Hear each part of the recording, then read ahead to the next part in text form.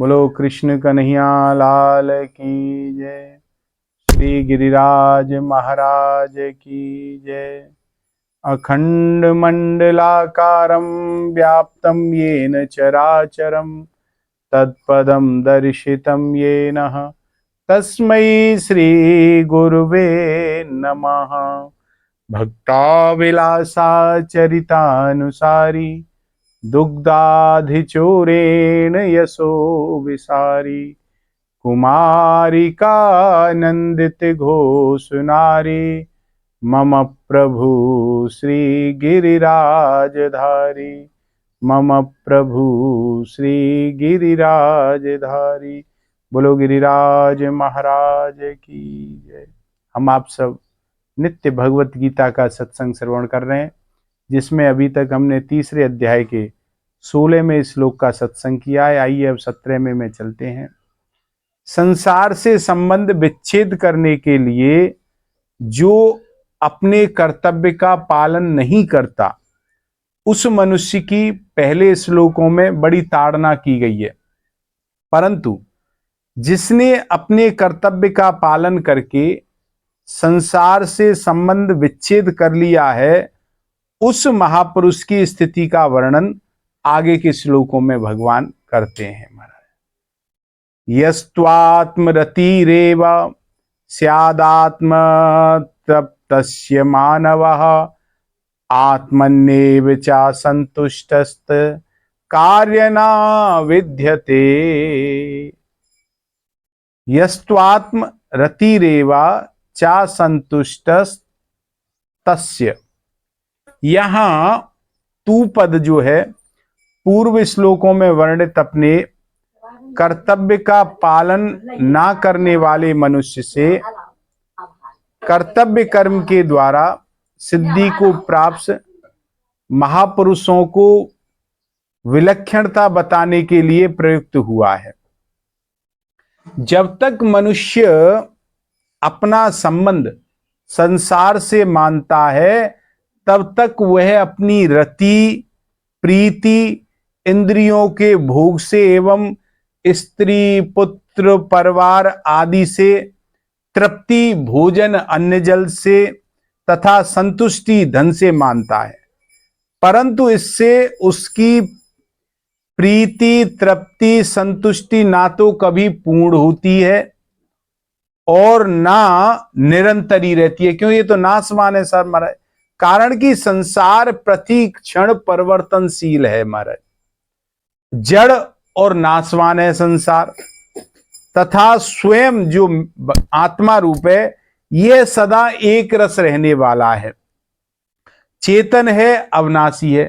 तो इसका तात्पर्य यह है कि स्वयं का संसार के साथ लेस मात्र भी संबंध नहीं है।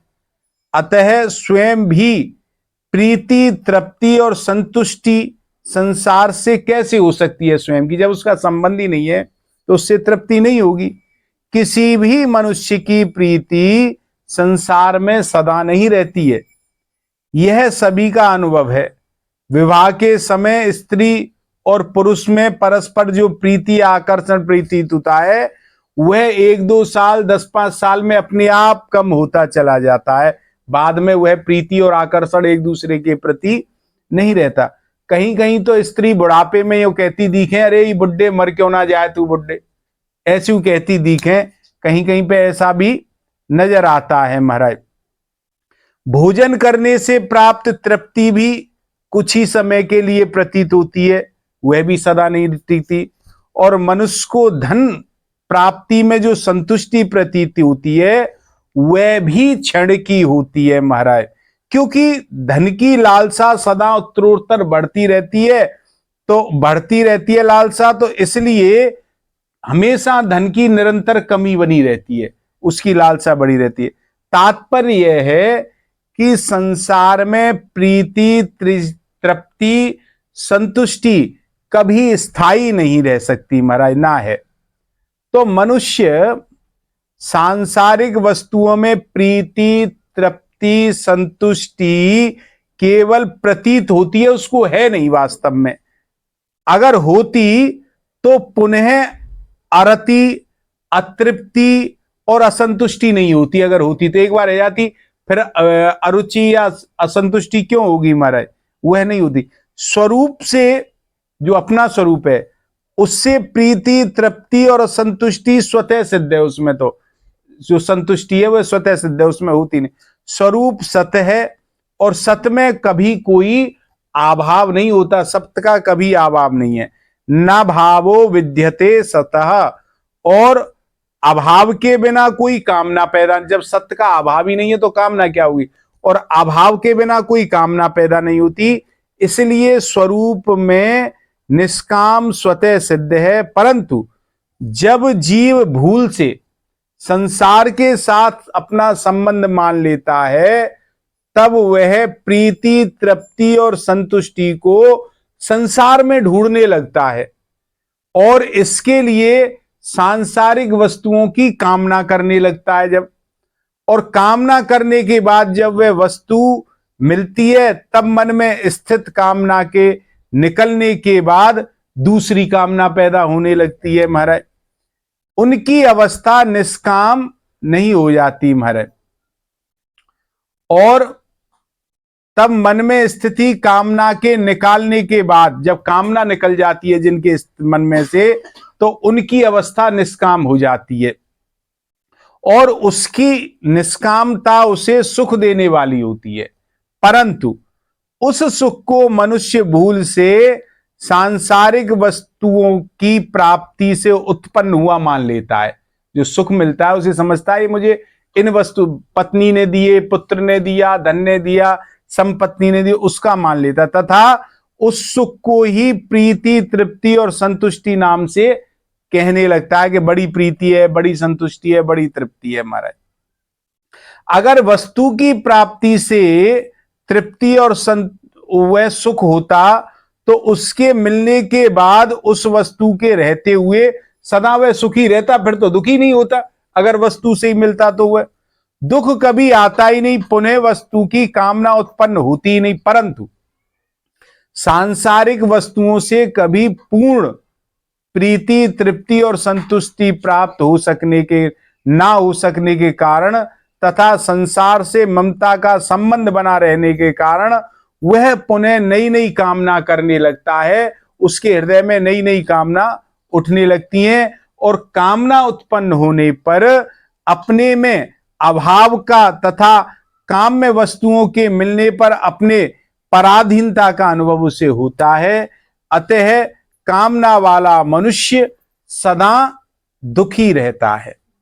यहां यह बात ध्यान देने की है कि साधक तो उस सुख का मूल कारण निष्कामता को मानते हैं, साधक जो है, और दुख का कारण कामना को मानते हैं।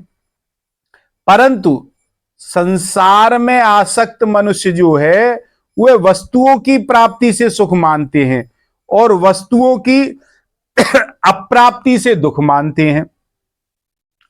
यदि आसक्त मनुष्य भी, जो संसार में आ गई, वह मनुष्य भी साधक के समान ही यथार्थ दृष्टि से देखे तो उसको शीघ्र ही स्वतः सिद्धि प्राप्त हो जाती है, निष्कामता का अनुभव होने लग जाता है अगर वो निष्काम व्यक्ति की भावना से देखेगा तो। सकाम मनुष्यों को कर्मयोग का अधिकारी कहा गया है। कर्मयोगस्तु कामिनान, यहां पर कहते हैं कि सकाम मनुष्य की प्रीति, तृप्ति, संतुष्टि संसार में होती है। अतः कर्मयोग द्वारा सिद्ध निष्काम महापुरुषों की स्थिति का वर्णन करते हुए भगवान कहते हैं कि उनकी प्रीति, तृप्ति, संतुष्टि सकाम मनुष्यों की तरह संसार में ना होकर अपने आप अपने निज स्वरूप में हो जाती है। और जो स्वरूपतः पहले से है ही अपना निज स्वरूप है, वास्तव में प्रीति, तृप्ति और संतुष्टि तीनों अलग अलग ना होते हुए एक ही चीज है। संसार के संबंध से अलग अलग प्रतीत होती हैं ये, इसीलिए संसार से संबंध विच्छेद होने पर उस महापुरुष की प्रीति, तृप्ति और संतुष्टि तीनों एक ही तत्व में हो जाती हैं महाराज। भगवान ने इस श्लोक में 2 बार तथा आगे के श्लोक में 1 बार एव और चा पदों का प्रयोग किया है। इससे यह भाव प्रकट होता है कि कर्मयोगी की प्रीति, तृप्ति और संतुष्टि किसी प्रकार के काम की नहीं होती रहती, एवं तत्व के अतिरिक्त अन्य की आवश्यकता भी उसे नहीं रहती महाराज। तस्य कार्य विद्यते, मनुष्य के लिए जो भी कर्तव्य कर्म का विधान किया गया है उसका उद्देश्य परम कल्याण स्वरूप परमात्मा को प्राप्त करना है।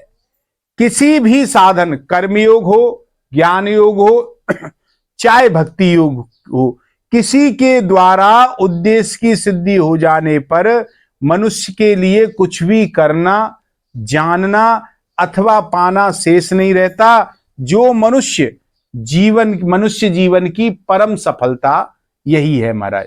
मनुष्य के वास्तविक स्वरूप में किंचित मात्र अभाव ना रहने पर भी जब तक वह संसार से संबंध के कारण अपने में अभाव समझकर और शरीर को मैं और शरीर के नास्तों को मेरा मानकर अपने लिए कर्म करता है, तब तक उसके लिए कर्तव्य शेष रहता है। परंतु जब वह अपने लिए कुछ भी कर्म नहीं करता, दूसरों को सुख पहुंचाने के लिए अर्थात शरीर, इंद्रिया, मन, बुद्धि, प्राण के लिए, माता पिता, स्त्री, पुत्र, परिवार के लिए, समाज के लिए, देश के लिए, जगत के लिए संपूर्ण कर्म करता है, तब उसका संसार से संबंध विच्छेद हो जाता है। और संसार से सर्वथा संबंध विच्छेद होने पर उसका अपने लिए कोई कर्तव्य शेष नहीं रह जाता, कारण कि स्वरूप में कोई भी क्रिया नहीं होती। जो भी क्रिया होती है सांसारिक संबंध से ही होती है महाराज, और सांसारिक वस्तुओं द्वारा ही क्रिया होती है। अतः जिनका संसार से संबंध है उन्हीं के लिए कर्तव्य है। कर्म तब होता है जब कुछ ना कुछ पाने की कामना होती है, और कामना पैदा होती है अभाव से। तो सिद्ध महापुरुषों में कोई अभाव नहीं होता, फिर उनमें कामना कैसी होगी जब अभाव ही नहीं है। तो महाराज, तो कर्मयोग के द्वारा सिद्ध महापुरुषों की रति, तृप्ति, संतुष्टि जब अपने आप में ही हो जाती है, तब कृत्य, ज्ञात, ज्ञातव्य, प्राप्त, प्रातव्य हो जाने से वह विधि निषेध से ऊपर उठ जाता है। यद्यपि उस पर शास्त्र का शासन नहीं रहता, परंतु उससे जो भी क्रियाएं होती हैं वह सहज ही अपने आप शास्त्र सम्मति होती हैं, शास्त्र के अनुकूल ही होती हैं। यहां तस्य कारिणा विद्यते पद का भी प्रयोग किया गया है। इसका भाव यह है कि यह नहीं है कि उस महापुरुष से कोई क्रिया होती ही नहीं है, ऐसी बात नहीं है। कुछ भी करना शेष ना रहने पर भी उस महापुरुष के द्वारा लोक संग्रह के लिए क्रियाएं स्वतः होती हैं अपने आप। जैसे पलकों का गिरना, श्वास का आना जाना, भोजन का पचना, ये क्रियाएं स्वतः होती हैं, ऐसे ही उस महापुरुष के द्वारा भी शास्त्र के अनुकूल आदर्श स्वरूप क्रियाएं अपने आप होती हैं महाराज। कर्मयोगी निस्वार्थ भाव से संसार की सेवा के लिए ही संपूर्ण कर्म करता है।